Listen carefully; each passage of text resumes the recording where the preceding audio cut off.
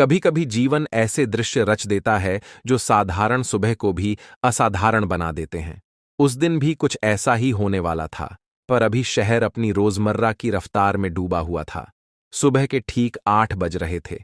सर्दियों की हल्की सुनहरी धूप गलियों में इस तरह उतर रही थी मानो कोई माँ अपने बेटे के कंधों पर स्नेह से गरम ओढ़नी रख रही हो। ठंडी हवा अब भी बह रही थी, पर धूप की नरम तपिश लोगों के चेहरे पर राहत बनकर चमक रही थी। कोई दफ्तर की फाइल संभाल रहा था, कोई सब्जी की थैली थामे तेज कदमों से आगे बढ़ रहा था, तो कहीं चाय की दुकानों से उठती भाप दिन की शुरुआत का संकेत दे रही थी। बस अड्डे के पास हलचल थी। यात्रियों की आवाजाही, ऑटो वालों की पुकार और दूर से आती हॉर्न की ध्वनि मिलकर शहर का संगीत बना रही थी। उसी भीड़ के बीच एक युवक बस से उतरा, लगभग 28 वर्ष का, सुदृढ़ कद काठी, कंधे पर भारी बैग टंगा हुआ, जूतों पर लंबी यात्राओं की धूल जमी हुई। उसके चेहरे पर थकान साफ झलक रही थी, पर आंखों में एक विशेष तेज था, कर्तव्य निभाकर लौटने का संतोष। जैसे ही उसके कदमों ने अपने शहर की मिट्टी को छुआ, उसने एक क्षण को ठहरकर गहरी सांस ली, मानो इस हवा में उसे अपना घर, अपना अपनापन महसूस हो रहा हो। उसके चेहरे पर हल्की सी मुस्कान उभरी, जैसे हर बार की तरह इस बार भी यह धरती उसे भीतर तक शांति दे रही हो। वह भीड़ का हिस्सा होते हुए भी भीड़ से अलग दिखाई देता था। उसकी चाल में अनुशासन था, उसके व्यक्तित्व में संयम और आत्मविश्वास की झलक थी। वह कोई साधारण यात्री नहीं था, वह सीमाओं का प्रहरी था, कर्तव्य और साहस का जीवंत प्रतीक था। वह जवान था, उस युवक का नाम था विक्रांत चौहान। कई वर्षों से वह देश की उत्तरी सीमाओं पर तैनात था। बर्फीली हवाओं और कठिन परिस्थितियों के बीच उसने अपना कर्तव्य निभाया था। इस बार वह कुछ दिनों की छुट्टी लेकर अपने गांव लौट रहा था। मन में मां के हाथ का खाना, पिता का स्नेह और अपने घर की चौखट पर माथा टेकने की आकांक्षा उमड़ रही थी। लेकिन उसे क्या मालूम था कि घर की दहलीज तक पहुंचने से पहले ही उसे एक ऐसी परिस्थिति का सामना करना पड़ेगा जो उसके धैर्य, उसके संस्कार और उसके आत्मसम्मान की परीक्षा लेगी। और परीक्षा होगी शिव चौक के प्रभारी दरोगा महेंद्र पाल की भी। बस से उतरकर विक्रांत ने अपना भारी बैग कंधे पर ठीक किया और गांव की दिशा में चल पड़ा। रास्ते में शहर का सबसे व्यस्त स्थान पड़ता था, शिव चौक। 4 दिशाओं से आती सड़कें, वाहनों का अनवरत शोर, दुकानों की चहल पहल और लोगों की भीड़। यह स्थान हमेशा हलचल से भरा रहता था।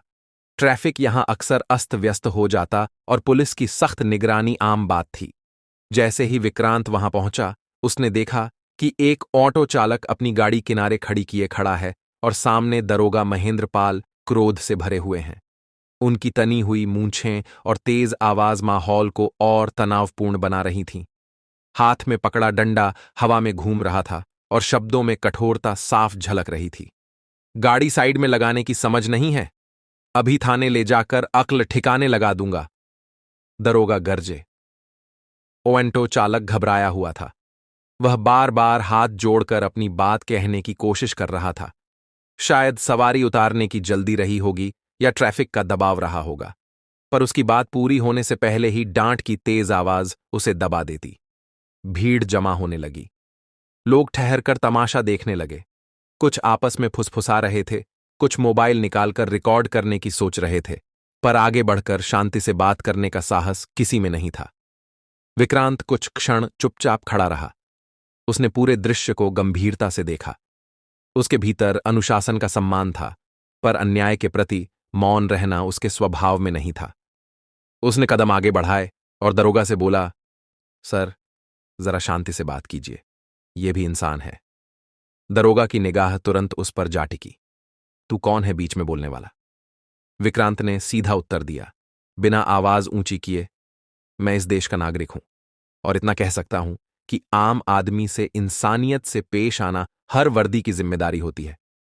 दरोगा का चेहरा तमतमा उठा। बहुत ज्ञान दे रहा है। तू कौन होता है मुझे समझाने वाला? भीड़ की सांसें थम गईं। कुछ लोग अब उत्सुकता से इस नए युवक को देखने लगे। विक्रांत ने बैग कंधे से उतारकर जमीन पर रखा, सीधा खड़ा हुआ और दृढ़ स्वर में कहा, मैं भारतीय सेना का जवान हूं। विक्रांत ने शांत स्वर में कहा कि वह छुट्टी पर है और अपने घर जा रहा है। उसके शब्दों में विनम्रता थी, पर आत्मसम्मान भी उतना ही स्पष्ट था। दरोगा महेंद्र पाल ने तिरस्कार भरी हंसी के साथ उत्तर दिया, सेना का जवान है तो क्या सड़क पर भगवान बन गया? कानून सबके लिए बराबर है। बात यहीं तक रहती तो शायद स्थिति संभल जाती, पर क्रोध ने विवेक पर पर्दा डाल दिया। अगले ही क्षण दरोगा ने आगे बढ़कर विक्रांत की कॉलर पकड़ ली। यह दृश्य देखकर भीड़ की सांसें जैसे थम गईं। राह चलते लोग ठिठक कर रुक गए। कुछ के चेहरे पर हैरानी थी, कुछ के मन में असहजता। कॉलर पकड़े जाने पर विक्रांत की आंखों में क्षण भर के लिए अग्नि सी चमक उठी, पर उसका शरीर स्थिर रहा। उसकी मुट्ठियां बंधी अवश्य, किंतु उसने हाथ नहीं उठाया। वह हाथ केवल तिरंगे को सलाम करने के लिए उठता था, किसी को अपमानित करने के लिए नहीं। उसके भीतर स्वाभिमान की लहर उठी, पर अनुशासन की दीवार उससे भी ऊंची थी। भीड़ अब पूरी तरह सक्रिय हो चुकी थी। कई लोगों ने मोबाइल निकाल लिए थे। कोई वीडियो बना रहा था, कोई धीमे स्वर में कह रहा था कि यह उचित नहीं है, जवान का सम्मान होना चाहिए। वातावरण में फुसफुसाहटें घुल गईं, पर साहस अब भी सीमित था। दरोगा ने गर्दन घुमाकर भीड़ की ओर देखा और गरज कर कहा, बंद करो यह तमाशा, सड़क पर कानून मैं हूं। उसके स्वर में अधिकार कम और अहंकार अधिक था। विक्रांत ने धीरे से अपनी कॉलर उसकी पकड़ से छुड़ाई। उसकी हर हरकत संयमित थी।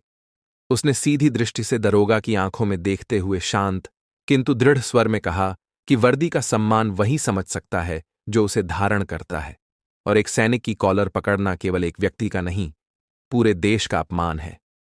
शब्दों में उत्तेजना नहीं थी, पर उनका भार वातावरण पर साफ महसूस हो रहा था।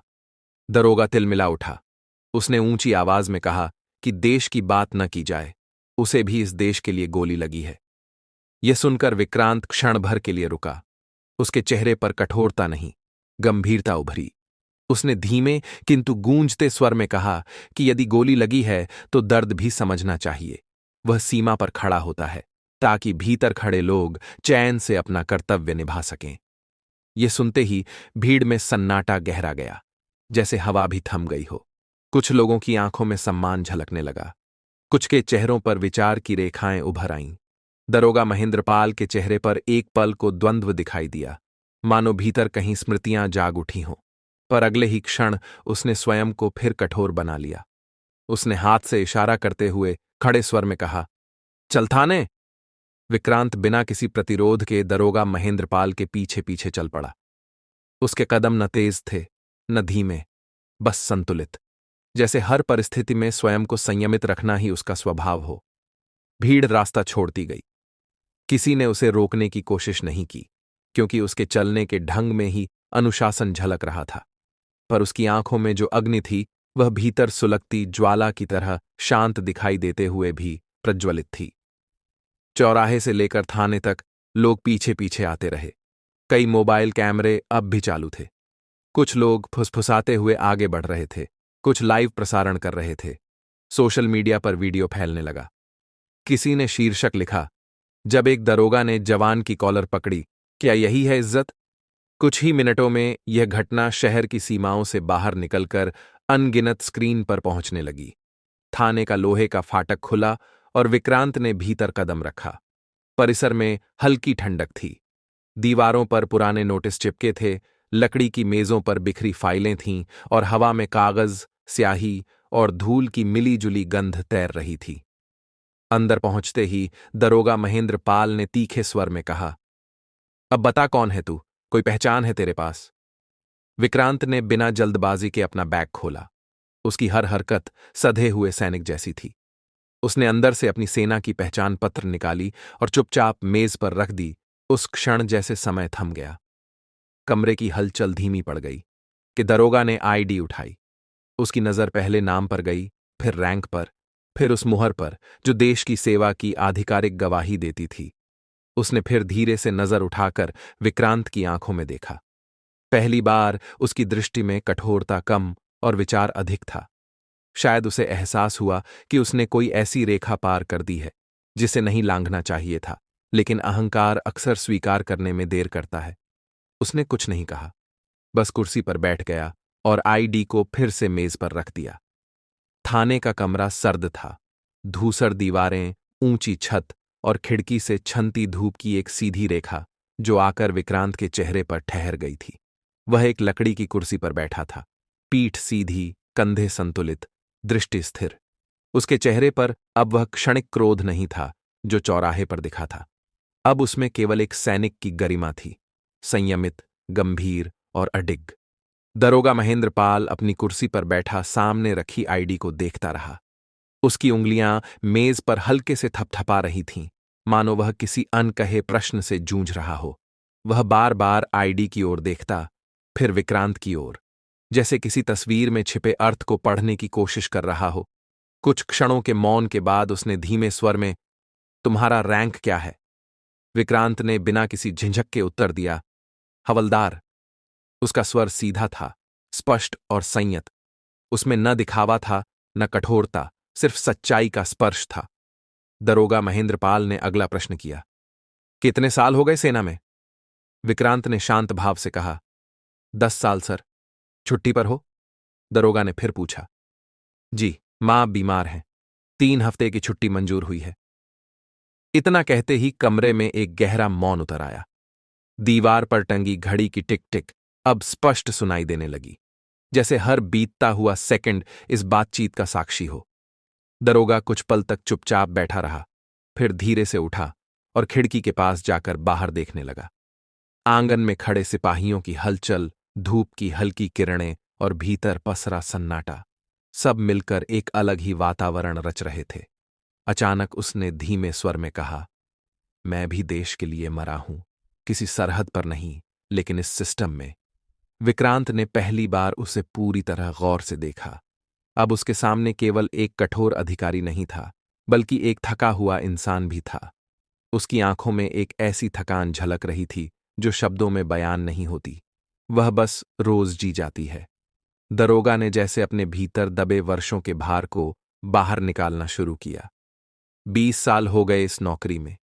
कभी किसी नेता की सिफारिश सहनी पड़ती है, कभी भीड़ की गालियां। गलती किसी और की होती है, लेकिन जवाब मुझे देना पड़ता है। ऊपर से आदेश, नीचे से दबाव, और जब सख्ती से कुछ ठीक करने की कोशिश करो तो कोई विक्रांत चौहान बीच में आ जाता है।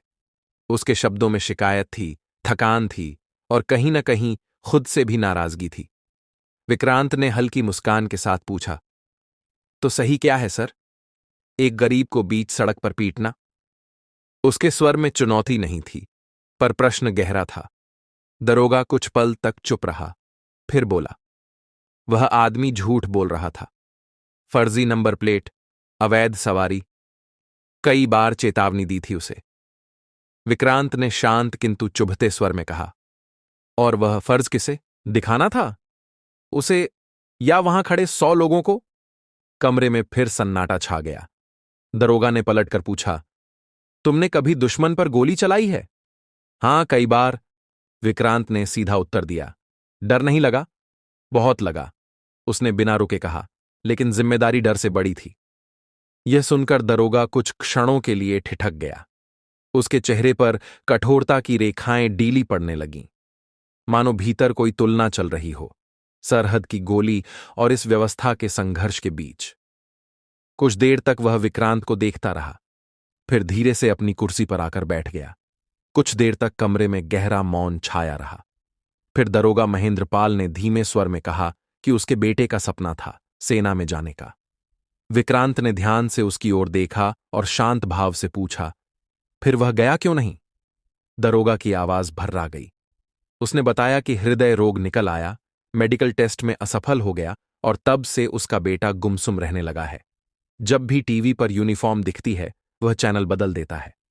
उन शब्दों में एक पिता की टूटी हुई आकांक्षा थी जो वर्षों से भीतर दबाई हुई थी।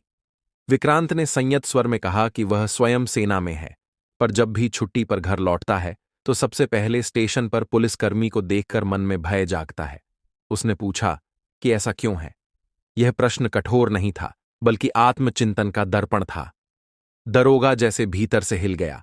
उसने धीमे स्वर में स्वीकार किया कि वे वही वर्दी पहनते हैं जिसे देखकर लोगों को भरोसा मिलना चाहिए, डर नहीं। उसकी आंखें नम होने लगीं, पर उसने तुरंत चेहरा दूसरी ओर मोड़ लिया। उसने स्वीकार किया कि कभी कभी वह स्वयं से नजर नहीं मिला पाता, पर यह नौकरी और यह व्यवस्था इंसान को धीरे धीरे पत्थर बना देती है। विक्रांत ने शांत किंतु गहराई से कहा कि पत्थर भी यदि बहते पानी में गिर जाए तो समय के साथ घिस जाते हैं। फर्क केवल बहाव का होता है। बाहर थाने के गेट पर भीड़ अब भी जमा थी। मोबाइल फोन की स्क्रीन चमक रही थी। वीडियो सोशल मीडिया पर फैल चुका था। समाचार चैनलों पर चर्चा चल रही थी कि जब दो वर्दियां आमने सामने हों तो सही कौन है। किसी ने विक्रांत के पुराने वीरता सम्मान की तस्वीर साझा कर दी थी। लोग लिख रहे थे कि एक सैनिक का अपमान अस्वीकार्य है, पुलिस को सम्मान सीखना चाहिए। परंतु उस कमरे के भीतर इन बाहरी शोर से परे एक और संघर्ष चल रहा था। यह टकराव अधिकार का नहीं, आत्मा का था। दरोगा महेंद्रपाल ने लंबी सांस ली। उसने मेज पर रखी पहचान पत्र को देखा, फिर विक्रांत की ओर दृष्टि उठाई। उसकी आवाज अब पहले जैसी कठोर नहीं थी। उसने धीमे और थके हुए स्वर में पूछा कि क्या वह चाहता है कि वह माफी मांगे। दरोगा की ये बात सुनकर विक्रांत ने शांत स्वर में कहा कि मैं केवल शब्दों की माफी नहीं चाहता, मैं साथ में परिवर्तन भी चाहता है। माफी एक शब्द नहीं, एक भावना है। कमरे में फिर कुछ क्षणों का मौन उतर आया।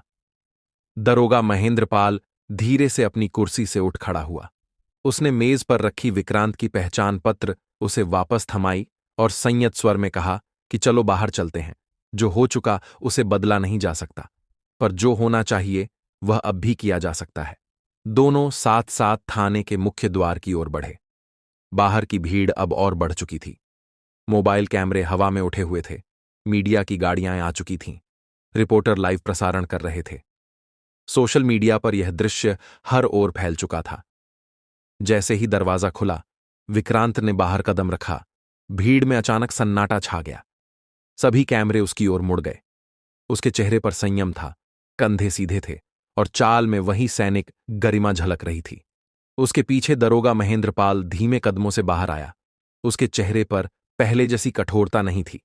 अब वहां संकोच, आत्ममंथन और एक कठिन निर्णय का भार दिखाई दे रहा था। भीड़ की फुसफुसाहटें थम चुकी थीं। हर कोई प्रतीक्षा कर रहा था कि आगे क्या होगा। अचानक दरोगा आगे बढ़ा और थाने की सीढ़ियों पर चढ़ गया, जो मंच की तरह ऊंची थीं। पास खड़े एक कर्मचारी ने उसे माइक थमा दिया। उसने हाथ के इशारे से भीड़ को शांत होने का संकेत दिया। शोर थम गया। कैमरों की लाल बत्तियां जल रही थीं, पर आवाजें थम चुकी थीं। उसने गहरी सांस ली और कहा कि आज जो हुआ वह केवल एक व्यक्ति के साथ हुई घटना नहीं है, यह पूरे तंत्र के लिए एक आईना है। उसने स्वीकार किया कि पुलिस विभाग में उन्हें कानून का पालन करना सिखाया जाता है, पर इंसानियत को समझना भी उतना ही आवश्यक है। कुछ क्षण वह रुका, फिर उसकी दृष्टि सीधी विक्रांत पर जाकर ठहर गई। उसने स्पष्ट शब्दों में कहा कि उसने एक जवान की कॉलर पकड़ी, पर उस क्षण उसने देश के सम्मान की कॉलर थाम ली थी। उसने यह भी कहा कि वह इसके लिए न केवल उस सैनिक से बल्कि देश के हर सैनिक से क्षमा चाहता है। यह सुनकर तालियों की गड़गड़ाहट से पूरा थाना परिसर गूंज उठा। विक्रांत की आंखों में हल्की नमी उतर आई, पर वह वहीं स्थिर खड़ा रहा। उसके चेहरे पर संतुलन था, जैसे भावनाएं भीतर उठ रही हों, पर अनुशासन उन्हें संभाले हुए हो। दरोगा महेंद्रपाल धीरे धीरे उसकी ओर बढ़ा। इस बार उसके कदमों में कठोरता नहीं थी। पहली बार उसने पद के अहंकार के बिना केवल एक इंसान की तरह विक्रांत के सामने सिर झुका दिया। भीड़ अब पूरी तरह भावनाओं में बह चुकी थी। कैमरे अब भी रिकॉर्ड कर रहे थे, लेकिन उस क्षण में तकनीक नहीं, इंसानियत दिखाई दे रही थी। कुछ पल बाद विक्रांत ने आगे बढ़कर दरोगा को गले लगा लिया। वह सिर्फ दो व्यक्तियों का आलिंगन नहीं था, वह दो वर्दियों का मिलन था। वह विश्वास और कर्तव्य का संगम था। भीड़ में खड़े एक छोटे बच्चे की आवाज गूंजी, मम्मी देखो, पुलिस अंकल और आर्मी अंकल दोस्त बन गए। उस मासूम वाक्य ने जैसे पूरे दृश्य को अर्थ दे दिया। कुछ ही घंटों में यह वीडियो देश भर में फैल गया। सोशल मीडिया पर जन सम्मान की वापसी चर्चा का विषय बन गया। समाचार चैनलों पर यही दृश्य बार बार दिखाया जाने लगा। लोग कह रहे थे कि एक सच्ची स्वीकारोक्ति ने लाखों दिलों को छू लिया। यह केवल माफी नहीं थी, यह सम्मान की पुनर्स्थापना थी। समय बीता। 1 महीने बाद विक्रांत वापस अपनी ड्यूटी पर लौट चुका था। सीमा की ओर जाते हुए उसके मन में संतोष था कि उसने केवल एक घटना नहीं, बल्कि एक सोच को बदलने का प्रयास किया। उधर दरोगा महेंद्र पाल शहर में एक मिसाल बन चुका था। उसे पुलिस प्रशिक्षण केंद्र में मानव व्यवहार और नेतृत्व पर व्याख्यान देने के लिए बुलाया गया। कुछ समय बाद एक विद्यालय में सम्मान और सेवा विषय पर कार्यक्रम आयोजित हुआ। मंच पर विक्रांत और महेंद्र पाल साथ खड़े थे। अब उनके बीच टकराव नहीं, आपसी आदर था। दरोगा ने बच्चों से कहा कि यदि वर्दी पहनने का सपना है तो सबसे पहले इंसान बनना सीखो, क्योंकि वर्दी का भार वही उठा सकता है जिसके भीतर संवेदना और चरित्र हो। विक्रांत ने शांत स्वर में कहा कि सीमा पर सैनिक देश की रक्षा करते हैं, लेकिन देश केवल सीमाओं से नहीं बनता, वह भीतर से भी मजबूत होना चाहिए। आप सब उसका हिस्सा थे।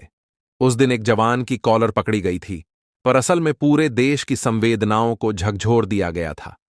उस घटना ने लोगों को यह समझा दिया कि सम्मान किसी पद, रैंक या सितारे का मोहताज नहीं होता। सम्मान व्यवहार से जन्म लेता है और हृदय में स्थान पाकर स्थायी होता है। लेकिन दोस्तों, कहानी यही समाप्त नहीं हुई। 1 महीना बीत चुका था। उत्तराखंड की ऊंची बर्फीली पहाड़ियों पर दिसंबर की सुबह धीरे धीरे आकार ले रही थी। क्षितिज के पीछे से झांकती धूप सफेद बर्फ पर सुनहरी आभा बिखेर रही थी। हवा इतनी ठंडी थी कि सांस लेते समय फेफड़ों में चुभन महसूस होती थी। दूर दूर तक फैली निस्तब्धता में केवल पहाड़ी हवा की आवाज और चौकी पर तैनात सैनिकों के कदमों की आहट सुनाई देती थी। उसी ऊंचाई पर, अपनी नई पोस्टिंग पर, विक्रांत चौहान अडिग खड़ा था। उसके जूतों के नीचे बर्फ चरमराती थी, पर उसकी दृढ़ता में कोई कंपन नहीं था। कंधों पर टंगा हथियार, सीने पर सजी पहचान और आंखों में चौकसी, सब कुछ वैसा ही था जैसा पहले दिन था। फर्क बस इतना था कि अब उसके भीतर अनुभव की एक और परत जुड़ चुकी थी। वह सामने फैली सीमाओं को देख रहा था, लेकिन मन के किसी कोने में शिव चौक की वह सुबह अब भी दर्ज थी। वह क्षण जब शब्दों की टकराहट ने अहंकार को चुनौती दी थी। वह पल जब एक वर्दी ने दूसरी वर्दी की कॉलर थाम ली थी। और फिर वह आलिंगन, जिसने यह साबित किया था कि टकराव के बाद भी सम्मान लौट सकता है। उसे एहसास हुआ था कि देश केवल सीमाओं से सुरक्षित नहीं होता, देश भीतर के विश्वास से भी सुरक्षित होता है। यदि भीतर दरारें पड़ जाएं, तो बाहरी दीवारें भी कमजोर पड़ जाती हैं। इधर दिल्ली में पुलिस प्रशिक्षण केंद्र का माहौल भी बदल चुका था। महेंद्र पाल अब केवल एक अधिकारी नहीं, बल्कि आत्मस्वीकृति की मिसाल बन गया था। जब वह प्रशिक्षणार्थियों के सामने खड़ा होता, तो उसकी आवाज में अब आदेश की कठोरता कम और अनुभव की सच्चाई अधिक होती। वह उन्हें बताता कि कानून की ताकत तभी सार्थक है जब वह संवेदनशीलता के साथ संतुलित हो। वह स्वीकार करता कि गलती करना कमजोरी नहीं, गलती मान लेना साहस है। उसकी कहानी विभाग के भीतर चर्चा का विषय बन चुकी थी। कई युवा सिपाही उसके पास आकर कहते कि उस दिन का वीडियो देखकर उन्होंने वर्दी का अर्थ नए दृष्टिकोण से समझा। इसी बीच एक दिन पहाड़ी चौकी पर डाक पहुंची। बर्फ से ढकी मेज पर जब पत्रों का बंडल रखा गया, तो उनमें एक साधारण सा लिफाफा भी था। भेजने वाले के नाम पर लिखा था महेंद्र पाल। विक्रांत ने दस्ताने उतारे। उंगलियां ठंड से सुन्न थीं, पर भीतर एक गर्म जिज्ञासा थी। उसने सावधानी से लिफाफा खोला। पत्र में स्याही की रेखाएं सीधी थीं, पर शब्दों में भावनाओं की गहराई साफ झलक रही थी। प्रिय विक्रांत, तुमसे वह एक मुलाकात मुझे रोज आईना दिखाती है। उस दिन चौराहे पर मैंने केवल एक सैनिक की कॉलर नहीं पकड़ी थी, बल्कि अपने ही कर्तव्य की मर्यादा को चुनौती दी थी। कई बार सोचता हूं कि यदि तुम संयम खो देते, तो शायद मैं अपनी गलती कभी देख ही नहीं पाता।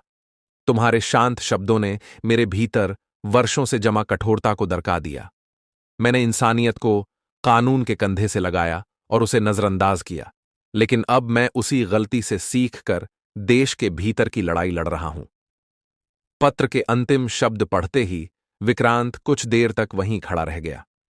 उसके चारों ओर फैली बर्फीली पहाड़ियां मौन थीं, पर उसके भीतर विचारों का एक गहरा प्रवाह बह रहा था। उसने पत्र को सावधानी से मोड़ा और अपनी वर्दी की भीतरी जेब में रख लिया। उस ऊंचाई पर खड़े होकर उसे पहली बार यह एहसास हुआ कि कभी कभी इतिहास बंदूक की आवाज से नहीं, बल्कि संवाद की शांति से लिखा जाता है। पत्र के साथ जो तस्वीर आई थी, वह उसके मन में बार बार उभर रही थी। एक सरकारी स्कूल का प्रांगण, जमीन पर पंक्तिबद्ध बैठे बच्चे, और सामने खड़ा महेंद्र पाल। उसके हाथ में चौक था और ब्लैकबोर्ड पर बड़े अक्षरों में लिखा था, सम्मान और सेवा। उसकी वर्दी पहले जैसी ही थी, वही कंधे, वही सितारे, वही टोपी। लेकिन उसकी आंखों में जो परिवर्तन था, वही असली कहानी थी। अब वहां आदेश नहीं, अपनापन था।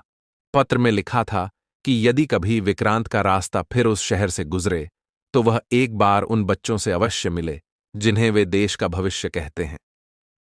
3 सप्ताह बाद विक्रांत ने सचमुच छुट्टी ली। ट्रेन जब उसी शहर की ओर बढ़ रही थी, तो खिड़की से बाहर देखते हुए उसे वह दिन याद आया जब वह पहली बार छुट्टी पर आया था और एक चौराहे पर उसका सामना हुआ था।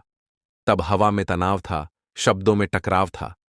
आज वही शहर उसे एक अलग रूप में बुला रहा था।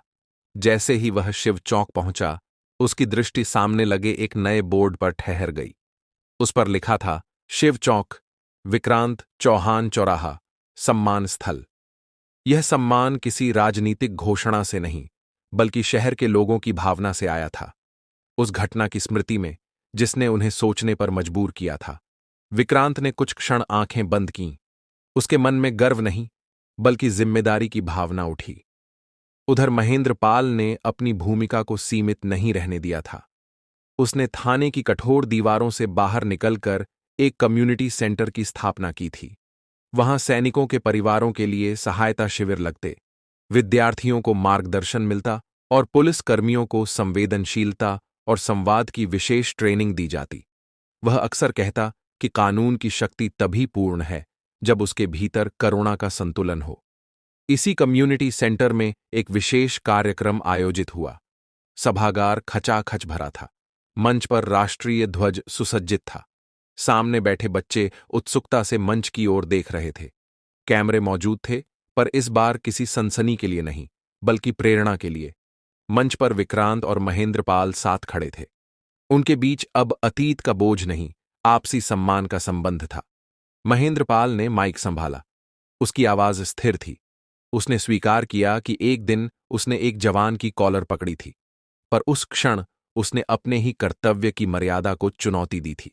उसने कहा कि उस दिन उसे समझ आया कि कानून का पालन और इंसानियत का सम्मान एक दूसरे के विरोधी नहीं, बल्कि पूरक हैं। उसने कहा कि अब वह हर उस जवान को गले लगाना चाहता है जो इस देश के लिए जीता है, और हर उस नागरिक को सम्मान देना चाहता है जो कानून पर भरोसा करता है। विक्रांत ने जब माइक संभाला तो सभागार में शांति छा गई। उसने कहा कि सीमा पर सैनिक देश की रक्षा करते हैं, पर देश केवल सीमाओं से नहीं बनता। देश उन दिलों से बनता है जो एक दूसरे पर विश्वास करते हैं। यदि भीतर का विश्वास टूट जाए तो कोई भी सीमा सुरक्षित नहीं रह सकती। उसने कहा कि वर्दी स्वयं में गौरव नहीं है, गौरव उस सोच में है जो उसे धारण करती है। उसी समय एक छोटा बच्चा मंच की ओर बढ़ा। उसकी आंखों में सपने की चमक थी।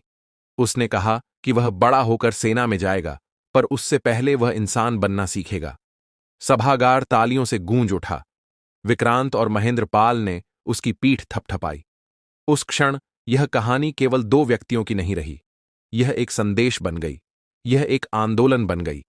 सम्मान की वह लौ जो एक टकराव से जली थी, अब प्रेरणा की मशाल बन चुकी थी। समय के साथ उस शहर में बदलाव दिखाई देने लगा। पुलिस और नागरिकों के बीच संवाद बढ़ा। विद्यालयों में सम्मान दिवस मनाया जाने लगा। युवाओं के बीच यह चर्चा होने लगी कि वर्दी का अर्थ अधिकार नहीं, उत्तरदायित्व है। और विक्रांत जब वापस अपनी पोस्टिंग पर लौटा, तो उसके मन में संतोष था कि उसने केवल सीमा की रक्षा नहीं की, बल्कि समाज के भीतर भी एक दीवार को मजबूत करने में योगदान दिया। उधर महेंद्र पाल ने अपने जीवन की सबसे बड़ी सीख को अपनी सबसे बड़ी ताकत बना लिया था। दोस्तों, आज यह कहानी हमें याद दिलाती है कि सम्मान किसी पद, किसी रैंक, किसी शक्ति का परिणाम नहीं है। वह व्यवहार से जन्म लेता है और विश्वास से बढ़ता है। हर वर्दी के पीछे एक धड़कता हुआ दिल होता है। सेना हो या पुलिस, दोनों का उद्देश्य एक ही है, राष्ट्र की सेवा। जब अहंकार की जगह आत्ममंथन आ जाए, जब टकराव की जगह संवाद जन्म ले, तब समाज मजबूत होता है। तब वर्दियां नहीं टकराती, वे साथ खड़ी होती हैं। याद रखिए, असली शक्ति इंसानियत में है। इसी के साथ हम आपसे विदा लेते हैं। जय हिंद।